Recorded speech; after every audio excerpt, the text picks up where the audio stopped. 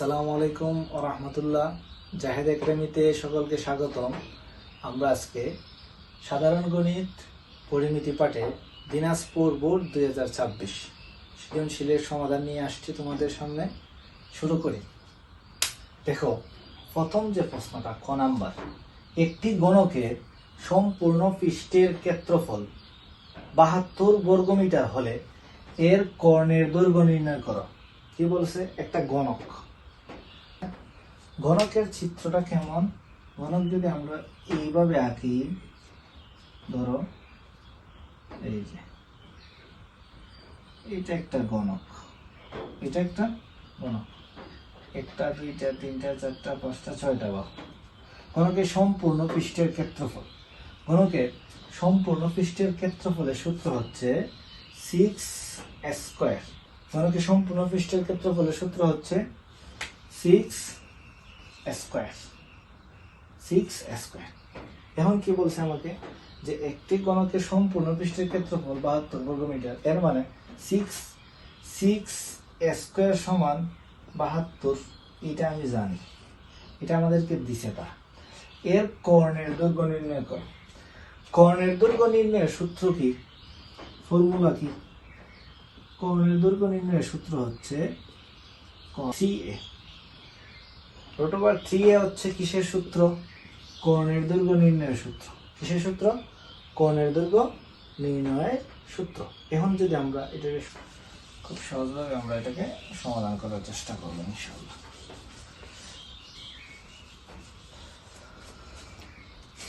ধরি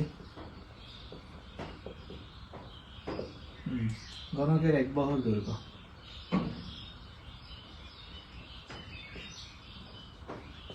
গণকের এক বাহুর দৈর্ঘ্য এ। গণকের কি ধরছি আমরা? গণকের এক বাহুর দৈর্ঘ্য এ মিটার। এটা গণকের এক বাহুর দৈর্ঘ্য ধরেছি আমরা এখানে।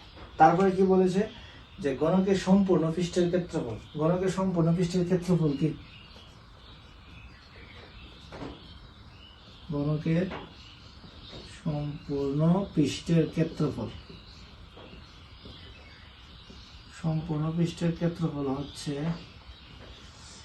6 স্কয়ার।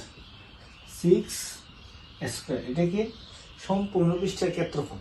এখান থেকে যদি আমি কর্ণের দৈর্ঘ্য বের করতে চাই, কর্ণের দৈর্ঘ্য বের করার সূত্রটা কি? কর্ণের দৈর্ঘ্য বের করার সূত্র √3a। এখান থেকে আমার কোনটার মান দরকার? এর মান দরকার। কোনটার মান দরকার? এর মান দরকার। যেহেতু আমার এর মান দরকার, তাহলে আমি এখান থেকে এর মান বের করব। আমাকে তো এখানে দিয়েই দিছে যে গণকের সম্পূর্ণ পৃষ্ঠের ক্ষেত্রফল 72 বর্গমিটার। এখন আমি কি লিখতে পারি প্রশ্ন মতে? 6 স্কয়ার সমান 72। কিসের মান বের করব? এর মান। 72 / 6, এর সমান √12। এর সমান কি? √12। এখন আমি এখান থেকে কি নির্ণয় করব? কর্ণের দৈর্ঘ্য। কর্ণের দৈর্ঘ্য নির্ণয় করতে গেলে সূত্র কি? এই যে √3a। আমরা লিখতে পারি আমরা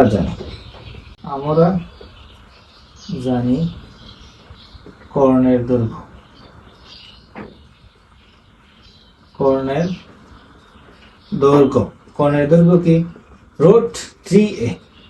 কর্ণের দৈর্ঘ্য যদি √3a হয়, তাহলে 3 আর a কত এখানে পেয়েছিলাম? এই যে a কত পেয়েছিলাম? √12। কি লিখতে পারি? 3 × 34।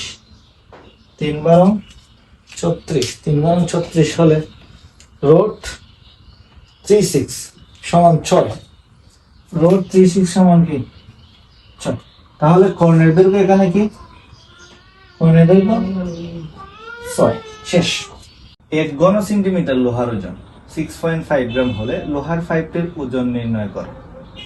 উদ্দীপকটা কি বলছে? উদ্দীপকে একটি লোহার পাইপের ভেতরের ব্যাস কি 16 সেন্টিমিটার, পুরুত্ব 2 সেন্টিমিটার এবং পাইপটির উচ্চতা 3 মিটার। এতটুকুই আমাদের লাগবে। আচ্ছা, লোহার পাইপের ভেতরে আয়তন কিভাবে নির্ণয় করব? আয়তনের সূত্র কি? আয়তনের সূত্র হচ্ছে আয়তন সমান পাই আর স্কয়ার এইচ। আয়তন সমান কি? পাই আর স্কয়ার এইচ। ওকে, এখন পাই মান কত? 3.1416, এটা আমরা জানি সবাই। আর এখানে বেশ দিছে, বেশ মানে কি? টুয়ার। বেশ মানে টুয়ার সমান 16 সেন্টিমিটার। আর সমান 16/2 সেন্টিমিটার। তাহলে আর এর মান কত? 8 সেন্টিমিটার। আর এর মান 8 সেন্টিমিটার। এটা কিসের মান পেয়েছি আমি? আর এর মান পেয়েছি। এইচ এখানে কত? এটাকে R1 ধরবো। এইচ এখানে কত? এইচ এখানে 3 মিটার। 3 মিটার। মিটারকে যদি আমি সেন্টিমিটারে নিই, 100 দিয়ে ভাগ দিতে হবে, এর মানে 300 সেন্টিমিটার। এর মানে 300 সেন্টিমিটার। এখন আমি কি করব? লিখব যে আমরা জানি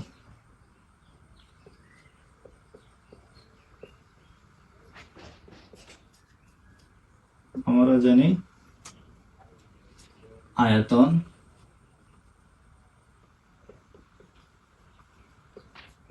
পাই আর স্কয়ার এইচ। আর এর মান এখানে 8, এইচ এর মান এখানে 300। ক্যালকুলেশন করলে কি আসে? 8 স্কয়ার গুণ 3.1416 ইন্টু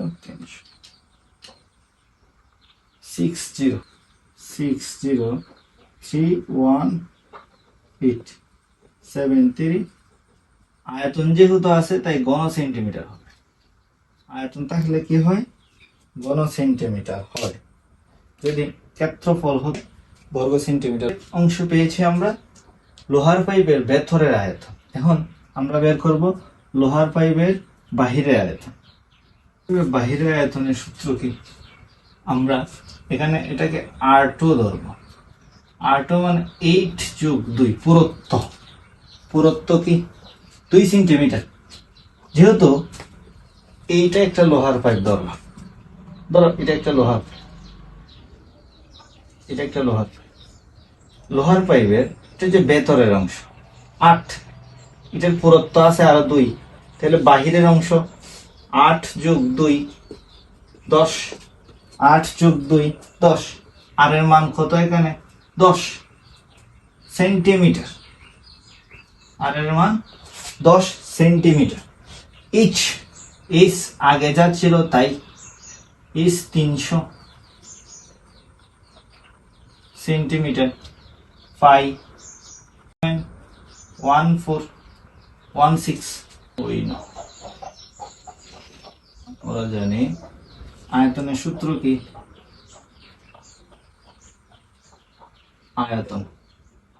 আয়তন সমান পাই আর স্কয়ার এইচ। পাই এর মান 3.1416, আর এর মান 10 স্কয়ার, এইচ এর মান 300। এখন কি করব? আমি ক্যালকুলেশন করি।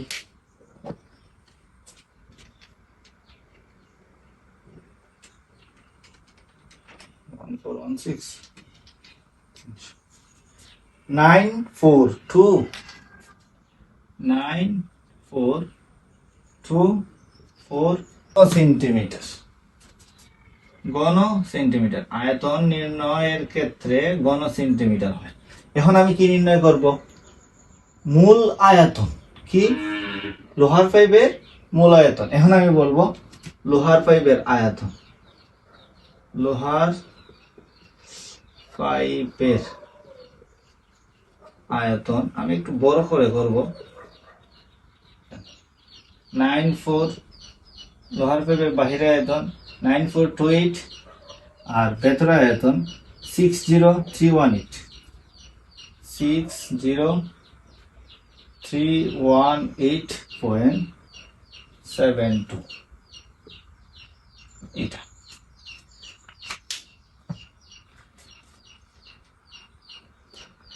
Nine four two four eight 60318.72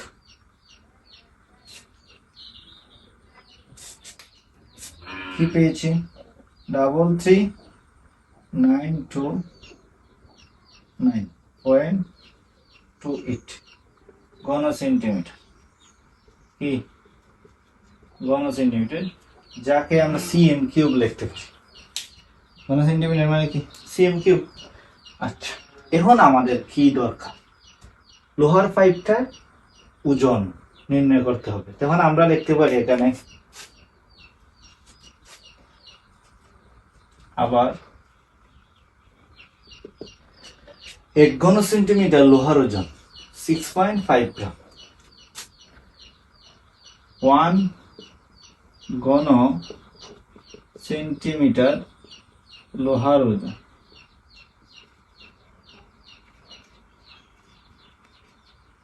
6.5 গ্রাম। লোহার ওজন কত?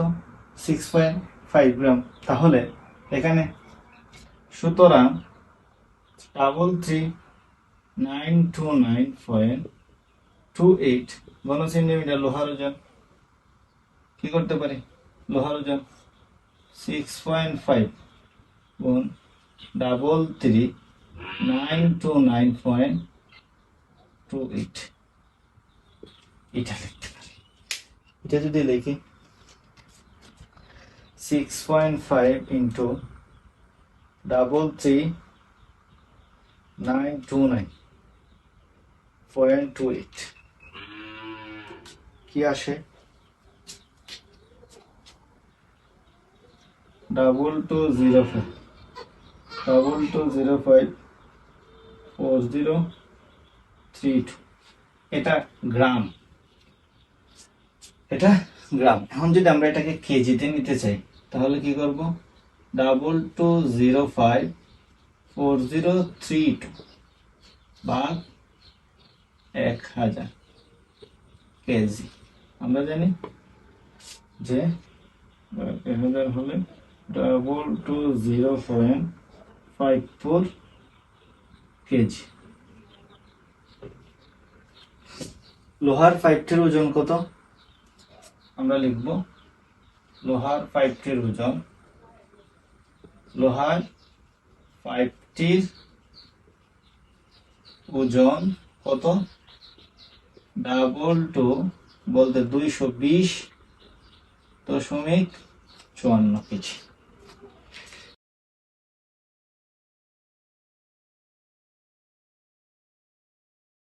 সিলিন্ডারের বক্রতলের ক্ষেত্রফল যদি নির্ণয় করতে চাই, বক্রতলের ক্ষেত্রফলের ফর্মুলা জানা লাগবে না? তাহলে জানি বক্রতলের ক্ষেত্রফল বা পৃষ্ঠতলের ক্ষেত্রফল এক জিনিস। পৃষ্ঠতলের ক্ষেত্রফল সমান 2πr/h।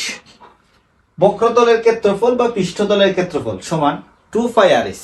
এখন আমি দেখব যে এখানে ওই যে 2πr/h আমরা নির্ণয় করব, এগুলার সবগুলার মান কি আমার জানা আছে কিনা? পাই এর মান আমি জানি, আর এর মান ওই যে 60 সেন্টিমিটার ব্যাসার্ধ দিয়ে দিছে, কিন্তু এখানে এইচ এর মান কি আমি জানি। লোহার পাইপের আয়তনটা আমি কোথায় থেকে পাবো? ক নাম্বার যে আমি নির্ণয় করছিলাম যে 6.5 গ্রাম লোহার ওজন 1 ঘন সেন্টিমিটার, ওই যে ক নাম্বারের যে সৃজনশীলটা সমাধান করছিলাম আমরা করব, ওই এখানে যে আয়তন নির্ণয় করছিলাম এই আয়তনটা আমার লাগবে। এখন আমি কি লিখতে পারি? এখানে কি লিখব?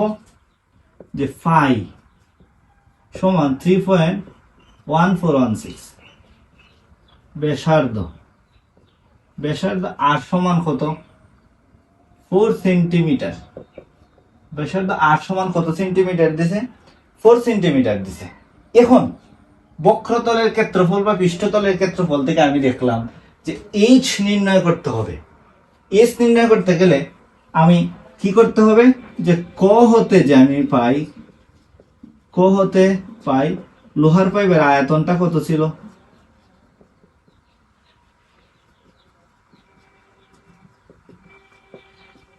লোহার পাইপের আয়তনটা কি ছিল? যে 930। লোহার পাইপের আয়তন ছিল 33930। এটা কোথা থেকে পাইছি? আমি ক হতে পাইছি। আচ্ছা, এখন আমাকে কি করতে হবে? লোহার পাইপের আয়তন নির্ণয়ের সূত্র কি ছিল? ফাই আর স্কয়ার ইচ। ফাই আর স্কয়ার ইচ যেমন 33930। 33930। এখন কি নির্ণয় করতে হবে? ইস 33930 আর নিচে কি? ফাই আর স্কয়ার। ফাই আর স্কয়ারের মান তো আমি জানি, কোনো অসুবিধা নাই। ফাই এর মান 3.1416। আর এর মান এখানে কত? আর সমান 4 সেন্টিমিটার। আচ্ছা, 75.014। কি বের হয়েছে? এটা এইচ বের হয়েছে। এখন আমি কি করব? আমি বক্রতল বা পৃষ্ঠতলের ক্ষেত্রফল নির্ণয় করব। বক্রতল বা পৃষ্ঠতলের ক্ষেত্রফল নির্ণয়ের সূত্র কি? 2 পাই আর এইচ। আমরা লিখব যে আমরা জানি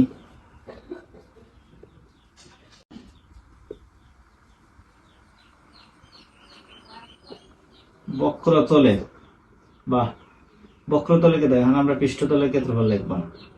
বক্রতলের ক্ষেত্রফল 2 পাই আর এইচ।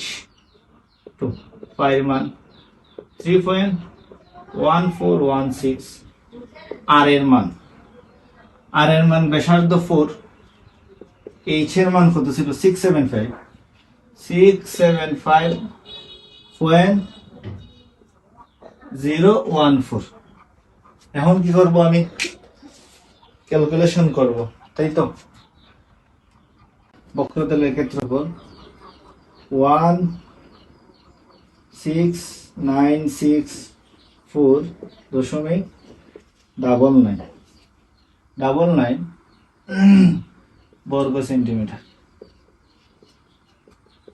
যেহেতু এটা সেন্টিমিটার আছে, কারণ আমরা লিখব যে সিলিন্ডারটি বক্রতলের ক্ষেত্রফল।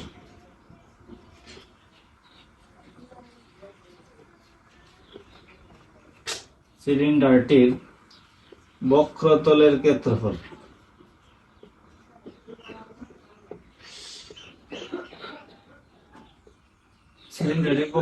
ক্ষেত্রফল কত? 16964.99 বর্গ সেন্টিমিটার।